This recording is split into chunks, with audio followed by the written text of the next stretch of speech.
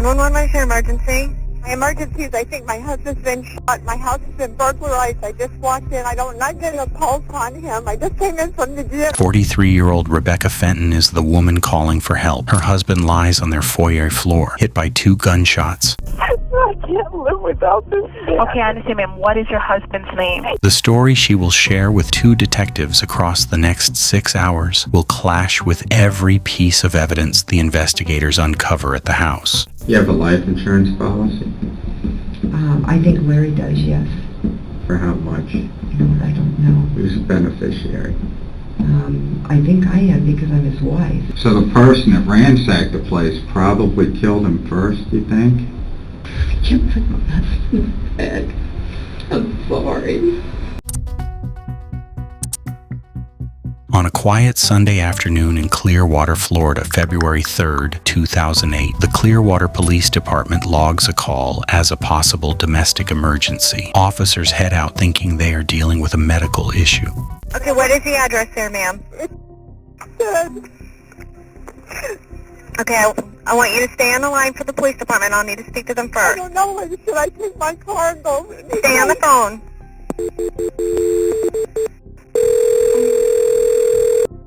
I'm across from the hotel. It looks like a burglary. My God. Yeah. Hello. Hello. Hello. Oh my God. Clearwater Police, Mary. Go ahead, caller. What's going on? My husband has been, it looks like shot or stabbed or something. My house has been ransacked. Just listen to Rebecca Fenton's voice on the 911 recording. When officers entered, they found Lawrence Fenton lying face down on the foyer floor between the living room and the front door. He had been struck twice, once in the back and once in the neck. His body angled toward the exit as if he had been trying to flee. Whatever he was running from was already inside the house with him. A neighbor standing across the street in the open air reported hearing 5 distinct shots. Investigators would later confirm that 5 rounds were fired inside the home. Rebecca Fenton, working out in a detached gym behind the house with music playing loud, said she heard only 1. I was working out at the gym. I heard a noise. What kind of noise did you hear? It was like a pop. And I was like, what is that? So I came in from the gym. Okay. And I called the name. I went to the house. And I saw one here in a pool of blood. I was like, what the fuck? And I ended up going to the house. I felt to see if he was alive. And I ran. Okay, ma'am, where is your husband in the house? He's laying in the front foyer, in between the front and the back door. Okay, he's in the front porch?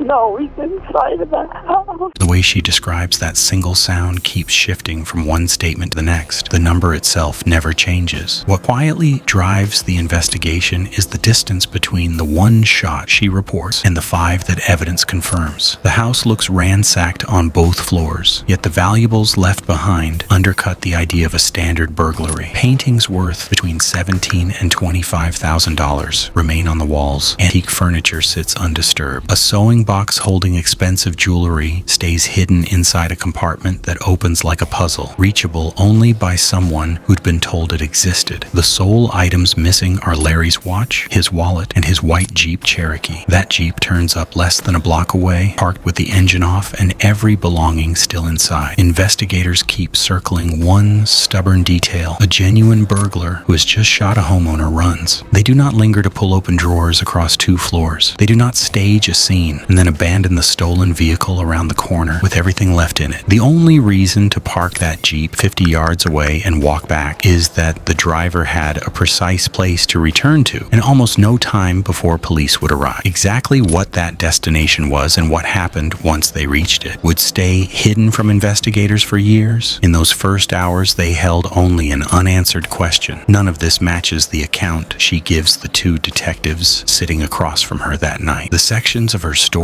that feel most carefully built are the same places where the largest and most useful gaps appear. Okay, I'm Detective Spaulding. Like I said earlier, this is my partner, Detective Rowland. How are you? I just want to get some just general information from you. Do you and have then we'll any talk about answers? Have you found anything else? Not yet, no. I haven't. I don't have any information. The other officers are out on the scene doing what they have to do. Okay. The lady said that it was going to take some time. Yes, it will. It usually, forensics comes out there, they do the processing, and It really doesn't matter if he's gone.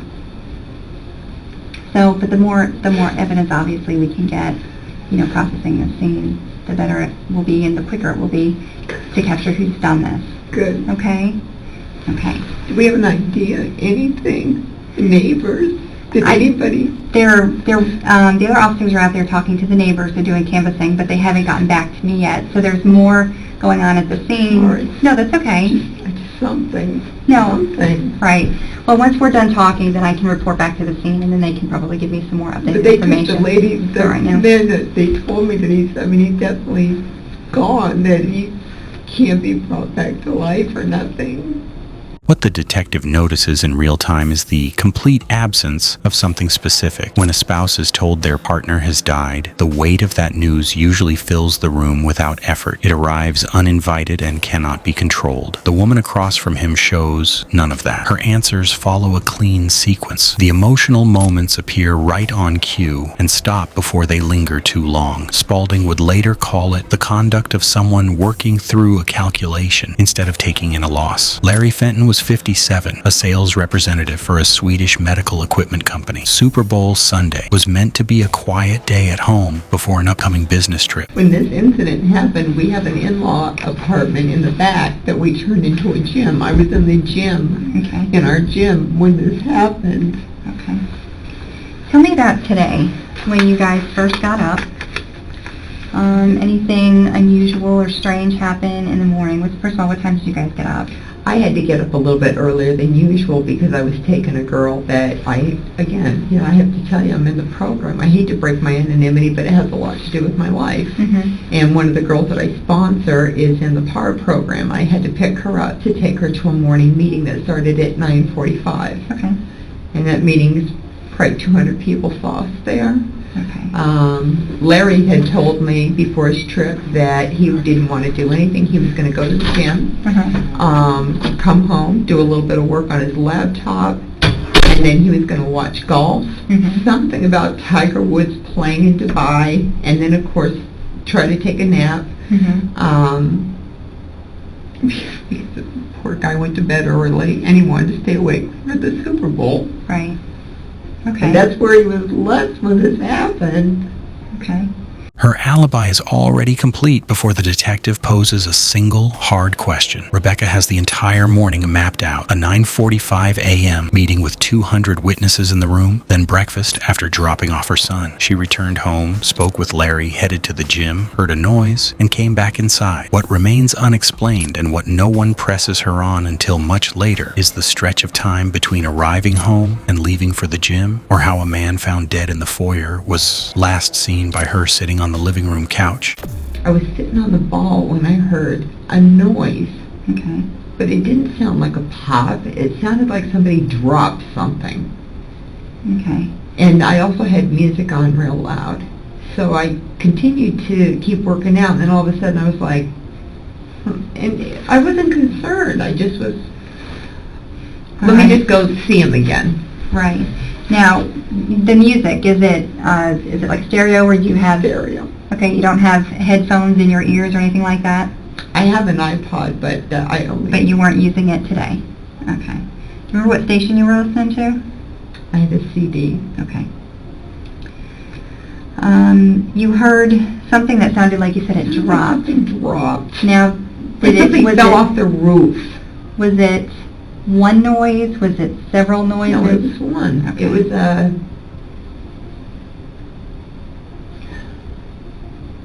it sounded like something fell off the roof. Okay. And I kept on doing my sit-ups. And then I realized, I was like, let me go check on him. But it wasn't because of the noise. Periodically, we just check on each other. Mm-hmm. Okay. And then we From the gym, what route did you take? walked into the back door. Okay. My husband was laying in the foyer. Okay. There was blood everywhere. He was laying face down. Okay. Is the back door open or shut? Do you mean open, not locked? open, standing open? No, it was shut, but it was not locked. Is the front door locked? The front door was not locked unless he got it to lock it, which I doubt, because I walked out the front door to go out to my car and grab some where and when and some pamphlets on some sponsorship for AA earlier. And Larry wouldn't get up and lock the front door. He'll do all that at night. Do you guys normally leave your doors open, unlocked? Not the front door, no. Okay. The front door is set up so that when you, I feel like I can't think. I feel like my mind's not inside of my head. That's okay. I haven't wrapped Right. my mind around the fact that It's a huge shock. our front door is set up so that you lock it only from the inside. Okay. And if I Is pull it it deadbolt shut, from the inside, or is the lock in the door? Or both? I'm not sure what you're asking me. I know that from the inside it's twist. There's Okay. a twist lock. Okay. There's not a key. If I shut the door, there's not a key for me to lock it. Okay. So it has to be locked from the inside. Okay. I'm the one that will go out the front door. Larry will during the week to get the mail. But he always locks it behind him. When I come back in, I always lock it behind me. If I go for a walk on the trail, I'll go out the front door. He'll leave the door open so that I can get back in it. But we almost always go through, we have a 7-foot fence around our property. Mhm. We always go through the side, through the lanai, and through the back door. Okay. We will lock the back door if neither one of us is home. If I'm gone doing service work and he has to go up to Lowe's, then he'll lock the door. If he's not home, then I'll lock the door. Okay. Other So than that, basically, you keep the back door unlocked when you guys are Most home of and the around, time. but you keep the front door locked. most of the time. Okay. Nothing at the scene fits any version of a burglary story. She states she checked his pulse twice, yet the forensic work on the foyer shows the space around Larry's body left completely untouched. There are no compression marks near the neck and no signs of movement that would match a hand reaching down to the wrist. The fluid that had collected beneath him had already started to separate and settle by the time officers got there. If she had touched him in two separate places, those traces would exist. They do not. And then you went upstairs? Yes, I did. What'd you go upstairs for? Because when I turned the corner and saw the living room had been ransacked, I went upstairs to see what the hell had happened. Okay. And I yelled. I said, I'm loaded, I have the police following me, so if you're in my house, you better come out now. Okay, then when did you call 911? I thought the house had been ransacked. I ran back down. I checked my husband again for a pulse. Did he have a pulse the first time? I couldn't tell. What about the second time? I didn't feel one, but I didn't know if I was feeling in the right place. Okay, I then, got out of the house. I went to my car, which was in the driveway. I opened up the door, and I called you guys. okay. And then I got out of my car, and I was hysterical, and I just started pacing the driveway. I was like, somebody's got to get here now. If he's still alive, maybe you can help him. Trying to remember what else I said. What did they tell you on the phone? Try to calm down. What is your name? Mhm. Help is on the way. Was he shot or was he stabbed? I told them that I didn't know. I couldn't tell. I just kept, I don't know that if I was screaming, I just kept saying, You just, when you checked him, you just checked his pulse? his eyes were open. I checked here. Was he face up or face He down? was face down. And Face there was down? blood all around him. How was his head? Was his head down or to the His head side? was to the side and the sides were open, and that's what made me think that maybe he was alive, and if I could get an ambulance out there fast enough, maybe we could save his life. Okay. So you checked his pulse? Did you? I checked his neck. When I came back down the stairs, I checked his arm. And then I thought it was a good idea if I got out of the house to just call the police. Okay. You didn't try CPR, didn't try to revive him? No, I didn't think it was a good idea to touch anything. What did you think happened? I wanted to know if my husband was still alive. Okay. I was, Let me just make sure I understand you right. You came in the back door, your husband's laying there. yes, You went to him first. yes, Okay, screamed. okay. Where's the nearest phone to your husband at that time? The nearest phone to my husband would have been in the living room, but our living Okay. room phone, the buttons haven't been working recently. Okay, So my cell phone is sitting in my car. I would have had to have gone upstairs and either used his business line or used Okay. the landline that's upstairs. When I went upstairs, it wasn't to use the phone. It was to see what the hell had happened and if anybody else was still in my house. When I saw my husband's office and I saw my room had been ransacked, I ran back down the stairs. I checked Larry again. okay. Was anything ransacked on the first floor? Yes, the living room. The living room was ransacked. The drawers had been pulled out. All of my self-help books had been pulled out.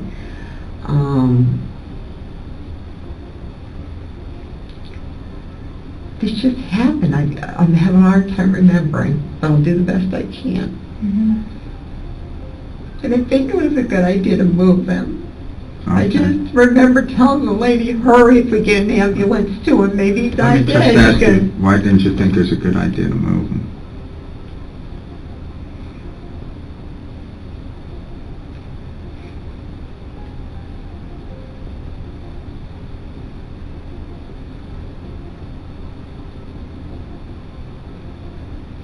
I just think that, well, I couldn't fathom the fact of what had happened. I couldn't. What did you think happened? There's something very wrong. He couldn't be dead. And if I could get an ambulance there fast enough, maybe they could help. I didn't think it was a good idea to touch him. I can remember being leery just to get a pulse. No, I guess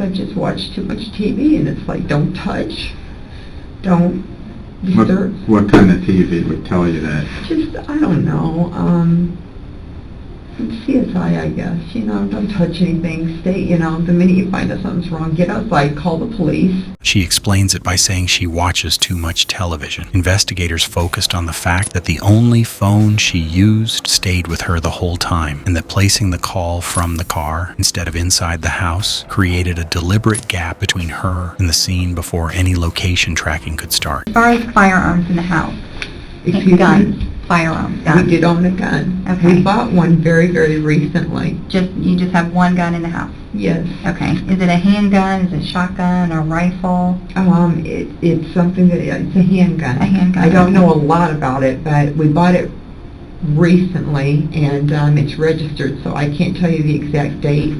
Is it registered to you or your husband? Don't quote me. I think Larry told me that it was legal for both of us to use, but only if we used it in the house. Okay. Like I couldn't put it in my car or tote it around in my purse. Right. The reason that we bought it was because, and again, I'm guessing, 3 or 4 months ago, and I have a couple of friends that could confirm the date. Okay. Some whack job ended up seeing me at the grocery store and started following me, giving me a hard time, showed up at a meeting one time. I filed a report. Who did you file it with? Officer or sergeant, I don't remember, but his name was... Was he a Clearwater officer? Or was he Yeah, and I sheriff's talked officer? to him right on the streets of Clearwater, right, very Okay. close to the courthouse, and I told him I was being harassed, and he said that that counted as a report, Mm-hmm. and to just watch my back, and he asked, I carry mace. Okay. I showed him my mace. And the first time, Can he give you a report number?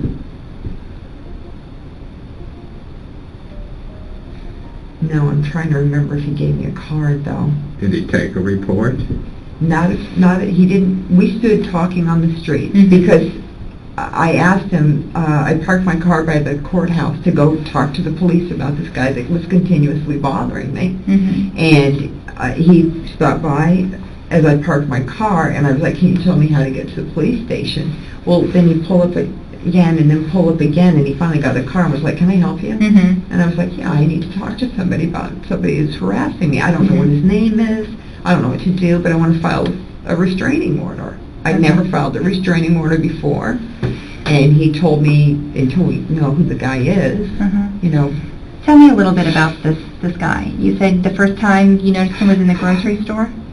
Which I was grocery putting- store? On Gulf Bay. Okay.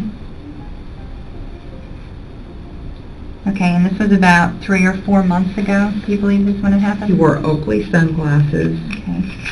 He was bigger than I was, and he never quit smiling. And the only thing that came out of his mouth is, I just want to talk to you. You're the most beautiful woman I've ever seen. Okay. And it started with, I was taking groceries from the cart and putting them into my car. I turn around and there he is, handing me my groceries. And it doesn't seem like it now, but I have a very dominant personality, and I'm not hysterical by nature. Mm-hmm. I told him I had to step back or I'd call the police. Okay. And that I didn't need his help, and him being so close was making me uncomfortable. He followed me out of the parking lot. How did he followed you in his vehicle? In his vehicle. Okay, do you remember what he was He driving? was driving a gray Taurus. But the next time I saw him, Okay, is this a white male or a black male? this is a white male, Okay. About how old do you think he is? I'm going to guess and say between 30 and 40. But it's very hard for me to guess this stuff. Okay, what about He hair? never quit smiling, and he never took those Oakleys off, and that's all he said. Do you remember anything about his teeth? Did he have any chipped teeth, crooked teeth? I don't remember that. I just remember that he just Okay. had a goofy smile. What about hair color? Dark? Dark hair. Light? Okay. Chestnut brown. Okay, what about the length? I don't know how to say ordinary. Oh, that's Not- okay. Just a not regular long. cut, like an inch type? Just a If you regular looked at cut? him, you'd think he was a normal guy. Okay. Except that he had this goofy smile. Uh-huh. What about facial hair? Any goatee? No. Mustache? Clean shaven? No, clean shaven, Oakley sunglasses. Did you and all- notice any tattoos on him anywhere? No. Was he wearing, what kind of clothes was he wearing? The first time that I saw him, he was wearing a white, dark, like a cobalt, not a cobalt, more of a cornflower blue, Ralph Lauren sort of shirt. Okay. I can't guarantee it was a Ralph Lauren, but that type of a shirt. Like a blue polo jeans. shirt or what? More Oh, like yeah, t-shirt? like a polo. Okay. And jeans and tennis shoes. Okay. All right. So that's when he This whack guy had something to do with this? We haven't had any problems with him. I haven't seen him in... I don't know. Basically we're just gathering information and trying to find out, you know. And this is all information that I need to get from you. All right, so that was 3 or 4 months ago. He followed you in his car. You thought it was a gray Taurus. Did he follow you all the way out of the parking lot? I didn't realize that he was following me until I'd gotten on Gulf Bay. Okay. No police report exists. Investigators confirm Officer Fowler has zero record of the sidewalk conversation Rebecca describes near the Clearwater courthouse. The verbal report, she claims, was entered into his radio never shows up in any system. The alleged stalker remains unidentified. Whether intentional or not, the account still achieves something useful. It accounts for the gun being in the house without painting either of them as people who simply chose to arm themselves. It gives the external threat a face. Did you remember at all handling this gun at all? No. Okay, so you've never put your hands on the gun? Oh, I did when he showed it to me, yes. Okay. Yeah. So, but it was safe. I there were no remember bullets in it, like anything picking it that? up like this, and I was like, I don't know, Larry, we haven't seen this guy. And he was like, it's there if we need it. 99.9 chance you're not going to need it. We've never had a problem. Okay. My husband's traveled so frequently, over 144 lags a year. We've never needed any protection. Nobody's ever given me a hard time when he was out of town. We live in what I consider a safe neighborhood, and our house runs right along the trail, very close to Myrtle, which can be considered a bad area for drugs. Never had any problems. Never. Okay. So you picked up the gun before, but just by like the He brought it home and he muzzle. showed it to me, and I was just kind of like, I was like, hon, we haven't seen this guy in a while. And he was like, I'm going to take you down the gun range. I'm going to show you how to shoot it so you're perfectly comfortable with it. We don't see the nut ball again, then fine. When I'm out of town, if you ever need it, he said, but I will tell you this, it's only legal to use in the house. You can't go toting it around. Right. He joked with me, he says, you can't get PMS and think that you want it. And I was like, I understand. Right. And he was like, this is where it's going to be kept. Where did you guys keep it in the house? We kept it in our armoire, in our bedroom, in the third drawer on the left side. Okay. Was it in a gun case? It was in like a canvas. Did it come with the gun? In other words, or was it just a canvas case that you guys... No, stuck it in? I think that it came with the gun. Okay. Do you keep it loaded or not loaded?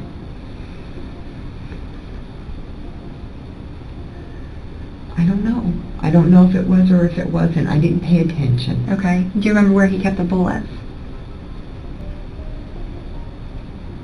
I know the bullets weren't kept in the drawer because I do the laundry. Mm-hmm. And I put his laundry away. There was no bullets. Maybe out in the laundry room you would find it, or look in our garage. Maybe he kept ammunition there. So if you guys had an emergency, say the guy came into your house, would you know where to get the gun, how to load the gun, protect yourself with it? I do the best I could. Mhm. I mean, I'd have to unzip that case. Mm-hmm. Larry told me if anybody ever came, I would be upstairs. Mm-hmm. Chances are, and he says, hopefully you won't be down in the great room, you'll be upstairs. He Mhm. said, if you can just undo the safety and just shoot. He goes, and I go, I don't want to hurt anybody.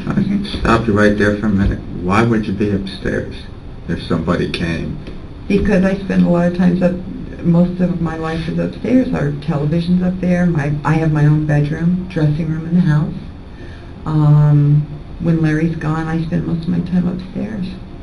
And he said, if you're upstairs, all you have to do is undo the safety, and if you can he said, just fire it, it'll scare the dickens out of them, and they'll get out of the house. Did you say you have your own bedroom? I have my own room. It's a dressing room. He has a separate room. Or you guys have separate bedrooms? No, or- no, no, no. We sleep together. Okay. We're very, very intimate. We're very much, we're very much in love. We have our room. Mm-hmm. Okay. I'm a princess, so I had to have my own dressing room. Mm-hmm. Okay. And then he had an office. We had a 3-bedroom house. Okay, all the bedrooms were upstairs. Yes. The next morning, ballistics linked that same weapon to the rounds that killed Larry. It had been wiped clean of prints. Items found in the bag with it revealed something precise about whoever placed it there. They knew exactly where the gun was stored, which keys opened the house, and they controlled the car from the instant the shots were fired until the first officer arrived. Investigators were already examining that sequence while she remained in the interview room. They had not mentioned the bag to her. They would not that night. Midway through the session, the detective turns to the marriage. Rebecca Fenton answers with one of the most detailed and polished love stories the interrogation room has ever received. We are madly in love with each other. We're still on our honeymoon. And if you can question some other people, they'll tell you that. No problems at all? No marriage is perfect. I wasn't, Nothing major, any No. financial problems? not at all. We're doing very well financially. But again, we don't go around telling people that. People knew, and like I said, there were the little crows that would whisper. But we would just ignore them, and then there were other people that knew me before I married Larry, and they knew that that's not, we didn't brag about, but you can walk in looking nice or dressed decently, or carrying a decent handbag, and people can assume. People can see the outside of our house and assume. Did you guys have a security system in the house? No, and Officer asked me that. Any pets? Dogs, cats, anything like that? No kids. We didn't want any of that. We decided on Persian rugs instead. Do either of you have kids from any previous relationships? No, thank you, God. Nothing against you if you have kids. Larry never wanted children, even before he ever met me. And at the age of 17, I turned to my mother and said, you're not getting grandkids from me. It was a decision. As a matter of fact, when we dated, it was a big compatibility issue that once he said he didn't want kids, I was like, I'm listening. So no, we didn't want kids. We don't We make great You have, babysitters. you have an ex-husband? No, Any I've never been- ex-boyfriends around here? Anything, Ex-boyfriends? No. anybody that's jealous about you and him? I'm going to be honest with you. Before I met Larry 6 years ago, I was involved with a woman for a couple of years. She was in, we split up. We had been split up for 6 months, and then I met Larry at the gym. She wasn't crazy, 3 years later when she found out that I was getting married, but not enough to hurt her or any of that. As a matter of fact, within the last year, we've become friends, and in the last year I was invited to watch her graduate from Harley-Davidson School. I'm very close to her mother as well. Her name's she's a nice girl. Does she own any firearms? I don't think so. Do you know his full last name?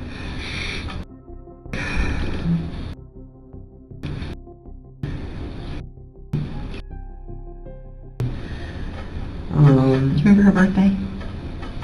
Yeah, I never forgot it. It was July 24th. My younger sister's was the 22nd. I'm giving you some personal information, but it's just to try to help. Do you know what year she was born? July 24th? Let me think of how old Linda is. She's just a couple of years older than I am.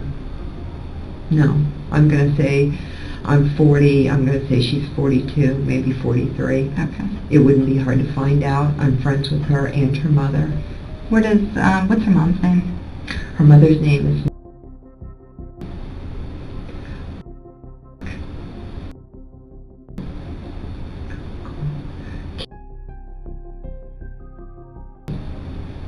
And again, at home, I have a phone number. Okay. I meet with about once a month. She's an elderly woman in her 70s. She's married, and I take her to Walgreens and to this place and that place, and then we go to lunch, and we enjoy each other's company, so I still get along with. Okay. Would never, she may not have been crazy about me getting married. I'm sure, there's a few guys that weren't happy about it either, but nobody would do something like this. Okay. Never been married? Me? No. Yes. No. Where does live? She lives in an old friend of mine. She has a rental apartment. She's living in Lynn's rental apartment. Are you still friends with her? Do you see her? No, I haven't seen her since the graduation. I'm trying to remember when the graduation was. It was in October. And it was in Orlando. Of 07? This last year, yeah. Okay. And I was real proud of her. She was the only girl that graduated from Harley School. I haven't seen her since then, but I always ask her mom about her, and her mom's like, says hi, and I know, yeah. So. Okay, what about any other boyfriends? No. No. I haven't had a boyfriend since, How long did you date? I was with her for a couple of years, and before that, another girl. Okay. Were you guys in a I don't serious... want any of this stuff used against me. What do you mean used against you? I don't know. I guess I just all of a sudden, it's like, here I am, I'm an alcoholic. Now I'm a lesbian. Now I'm just giving a lot of real personal Let me just make sure we clarify this. You haven't had any lesbian relationships while you've been married to him, have you? No, None at not all? at all. Okay. There's been absolutely no fidelity on my part, and I am 100% positive, none on Larry's. So, I love that man madly, and he told me on a daily basis that I was his world. Everything Larry did was for me. We loved each other. It was something, we had something very, very special. And if you'll talk to some people, then that can be confirmed. And you guys met at a gym? About how long were you together before you got married? And Larry, 6 years ago. Okay, so you dated about 3 years, and then... We dated about a year and a half. Then we announced our engagement. And then we started selling our property, and I was planning our wedding. I was still drinking, very heavy. And he came home, and said, I know you're planning a big wedding, but, you know, we could save a lot of money on capital gains taxes if we were to get married by the end of December. And I told him, absolutely not. My mother will kill me, and there's got to be a minister where I'm out of the family. And he was like, we can have two. So we got married at the Clearwater Beach Hotel before it was torn down, which was very special to both of us. I was still drinking. I drank at one wedding and was sober at the other one.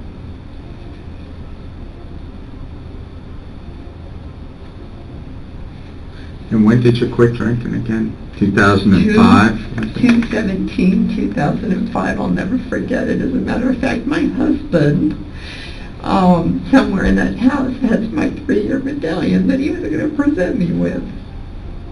We were just talking about that the other day. What someone says when truly overwhelmed is one thing. What they say while acting overwhelmed is entirely different. That line is not acceptance. It is a door shutting before anyone has even asked if she was involved. A love story carries its own built-in problem. Every detail she offers paints a partnership free of enemies, debt, infidelity, or tension. The man she describes had no reason to bolt toward his own front door and no reason to fear anything inside his house on a quiet Sunday afternoon. Yet the scene shows him face down in the foyer, body aimed at the exit, clearly running from something. For all its warmth, her account never identifies what that something was. One detail surfaces only in the interview, never in the crime scene evidence or the ballistics report. Investigators lift it from the recording and set it aside. At one point, Rebecca mentions receiving a call from her son while she was in the gym. She answered it on her cell phone. Did you get any phone calls during that time period you were home, or make any phone calls? Did I make any phone calls? No. I did get a phone call from a girl that I sponsor, and I told, as a matter of fact, I was in the gym when I got the call. Is there a phone in the gym, or she called your cell phone? She called my cell phone. Okay. And I said to Gail, I said, is this important? Do you think you're going to drink? Are you having any problems? What are your thoughts and feelings? She goes, no, I'm just checking in with you. Okay. And I said, listen, I'm working out right now. And That's she the goes, same girl you were with earlier? no, this is a different Okay. one. I know this AA thing's confusing. I work with a lot of different girls. Anyways, I told Gail, I said, well, if it can wait, I said, I'm in the middle of a workout, and I said, if you give me about 20 minutes, I said, when I get inside, I'll get on landline and we'll talk. And she was like, yeah, it's nothing important. Okay. So this is just a quick conversation while you were in the gym? Yeah, it was like, you know, you're going to drink, if you're not going to drink, and, you know, you're not flipping off the walls and flipping in or whatever, and everything's okay. I do care, but let me finish my workout and I'll give you a call. Right. Okay. How do you know her? We're both in AA. Okay, yeah, she told us Yeah. you're her. Sponsor. How long have you been that? Almost 3 years. Okay. But I'm no longer her sponsor, but anyway, I'm the one that When did you quit being her sponsor? Probably about a couple weeks ago. Is there a reason you quit being her sponsor? Oh, that's personal. Okay. It has nothing, it's between sponsor and sponsee. Okay. Yeah. The son she said she spoke with had actually cut contact with Rebecca 2 weeks earlier. His reason was personal and had nothing to do with any police interview. You have a life insurance policy? I think Larry does, yes. For how much? You know what, I don't know. Who's the beneficiary? I think I am because I'm his wife. You're not sure? It's on that chip. He told me if anything ever happened to take that chip and give it either to Terry, or if Terry had died by then, give it to David Floyd. David could pop it in, he'd know exactly what to do. The insurance company verified a policy of roughly $1 million, naming Rebecca as the sole beneficiary. They also made clear they would not pay it. Too many unanswered questions surrounded the manner of death. What the insurer did not know, and what investigators had already established from the marriage records, was that the prenuptial agreement left that policy as Rebecca's only possible financial result from the marriage. Divorce meant a total loss of Larry's assets. Death activated the policy. Those were the only two paths. We're gonna put you in your room, but we're gonna ask that you don't wash your hands, okay? Right, I understand. Because you understand we have to rule you out because you were there, right?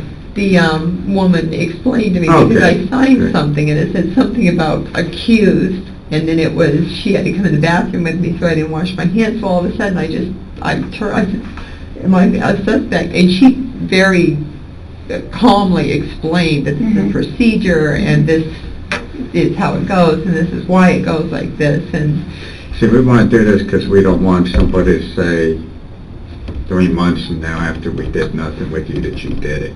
You see what we're saying?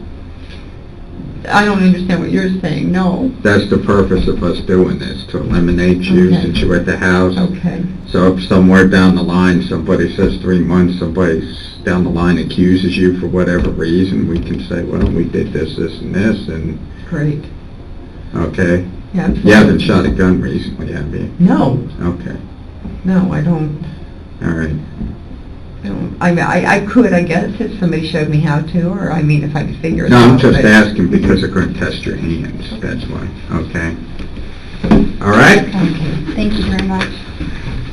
The gunshot residue test returns negative. Either she had not fired a weapon recently, or the residue had already disappeared. Detectives release her. They lack enough to hold her. Not yet. She leaves the station angry that she cannot go home. The police stand firm, and for the next 5 years, the case does the same. It finally cracks open from a direction no one expected. A man named Alfred Nolan, staring down a parole violation, trades a piece of information for consideration. He had lived briefly with Rebecca after Larry's death. During an argument over money, she held a kitchen knife to his throat and told him she would do to him exactly what she had done to Larry. Investigators serve an arrest warrant at her residence in Clearwater. The instant Rebecca realizes what is happening, she asks for a lawyer. She is already in handcuffs. By the time of trial, prosecutors have laid out the full sequence they believe unfolded inside the house. She finished her workout, went upstairs, opened the armoire, and took the gun from the third drawer. She came back down. The moment Larry saw it, he ran for the door. She fired. Then she moved through both floors, pulling open drawers, took his keys from the antique desk in the dining room, loaded the items into the Jeep, drove it around the corner, and walked back. She washed her hands, placed the gun, the casings, and the keys into a bag, and shoved it under the passenger seat. She intended to move it later. She ran out of time and dialed 911 from the driveway instead. With the gun, the casing count, the cell phone contradiction, the prenuptial agreement, the insurance policy, and Alfred Nolan's statement in front of them, the jury needed less than a day. Rebecca Fenton was convicted of first-degree murder and sentenced to life in prison with no possibility of parole. She maintains her innocence to this day and has never stopped.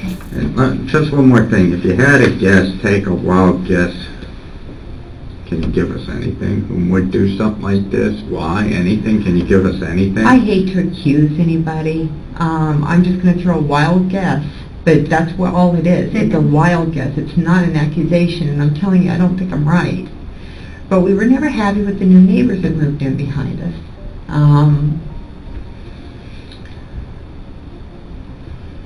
I don't know how to explain it, but we just had a funny feeling we were going to have some problems with them. Not an altercation, but fixing an engine and starting it up in the middle of the night. And I grew up hillbilly, so I just want to say that. And it's basically what moved in behind us. So we just thought we were going to end up with some problems there. So you think I really don't want to say that that's a wild guess, because I just don't think that. I don't have a wild guess. Larry Fenton had just earned the strongest performance review of his 30-year career. He was scheduled to fly to San Antonio the next morning. His plan was to retire at 68, travel and live quietly. He went to bed early Saturday night so he would be rested for the week ahead. On Super Bowl Sunday, he rose, went panning, stopped at the grocery store, and came home. He told his wife it was a do-nothing day. He sat on the couch and watched golf. He never left that couch again. What stays with you most about this case? Is it the staged scene that collapsed the moment the Jeep turned up 50 yards away with every item still inside? Or the 6 hours she spent in that room crying, performing grief, describing a love so deep she could not live without him, then telling two detectives it really did not matter who did it because he was already gone? Let us know in the comments.